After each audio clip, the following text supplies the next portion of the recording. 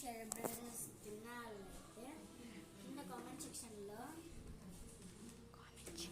Comment చేయండి. So దీంట్లో ఇప్పుడు చూద్దాము. దీంట్లో అయితే టోటల్గా 8 చాక్లెట్స్ వచ్చాయి. ఇది వెరైటీగా వచ్చాయి. మీకు ఏ చాక్లెట్ అయితే ఎక్కువగా ఫేవరెట్ అయితే ఆ చాక్లెట్ నేమ్ కింద కామెంట్ సెక్షన్లో కామెంట్ చేయండి. Bye bye.